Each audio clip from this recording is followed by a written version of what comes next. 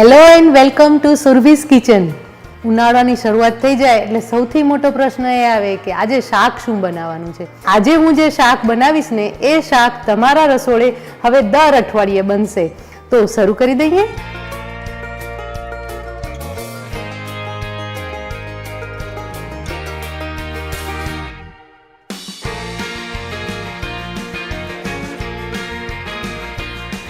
હું આ શાકનું નામ દૂધીનો ઓળો આપીશ.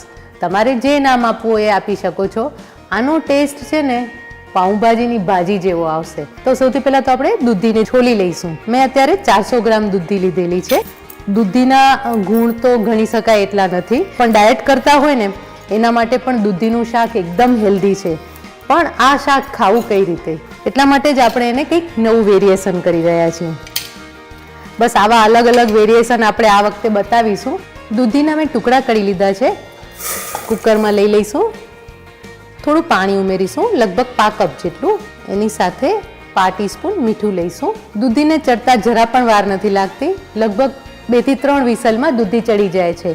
હવે દૂધી ચડે ત્યાં સુધી આપણે ટમેટાની છીણી લઈશું. તો જો તમે ટમેટા છીણીને લેશો ને તો ગ્રેવી બહુ જ સરસ બનશે અને ગ્રેવી ઘટ પણ બનશે.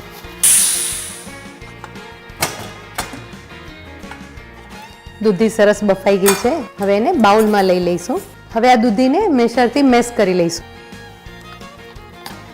દૂધી સરસ મેશ થઈ ગઈ છે. હવે વઘાર કરી લઈશું. 2 ટેબલસ્પૂન તેલ લેવાનું છે. ½ ટીસ્પૂન જીરું એડ કરીશું. જીરું ખીલે એટલે 1/4 ટીસ્પૂન હિંગ લઈશું. ½ ટીસ્પૂન હળદર. આદુ પણ તમે છીણીને ઉમેરી શકો છો. જો આદુ ઉમેરતા હો તો 1 ઇંચનો ટુકડો ઉમેરવાનો છે. અને અત્યારે હું 1/4 ટીસ્પૂન સૂંઠ પાવડર લઈ રહી છું. હવે એમાં છીણેલા ટમેટા ઉમેરી દઈશું. ટમેટાની કચાશ દૂર થાય ને ત્યાં સુધી કૂક કરવાના છે. લગભગ તેલ છૂટું પડવા આવ્યું છે. હવે એમાં મસાલા કરી લઈશું. 2 ટીસ્પૂન લાલ મરચું પાવડર લઈશું. 2 ટીસ્પૂન ધાણા જીરું લઈશું. 2 ટીસ્પૂન પાઉંભાજીનો મસાલો લઈશું. 1 ટીસ્પૂન મીઠું ઉમેરીશું.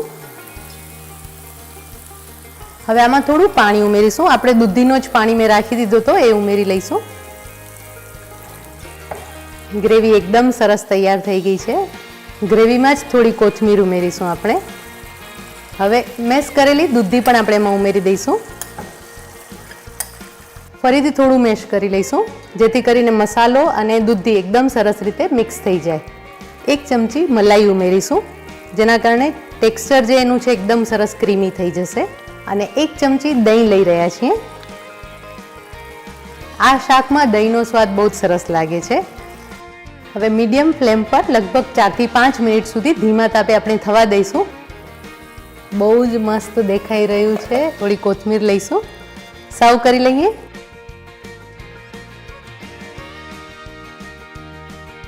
આજે મેં તમને દૂધીમાંથી તો એક સરસ મજાનું શાક શીખવાડી દીધું છે.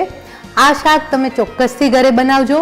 અને હા, ઘરે બનાવ્યા પછી મારી સાથે ફોટોઝ શેર કરજો અને કમેન્ટ બોક્સમાં કમેન્ટ પણ શેર કરજો કે તમારું શાક કેવું બન્યું છે. અને મારી સાથે જોડાયેલા રહો. આવી જ નવી વાનગીઓ સાથે આપણે ફરી મળીશું. ત્યાં સુધી બાય બાય.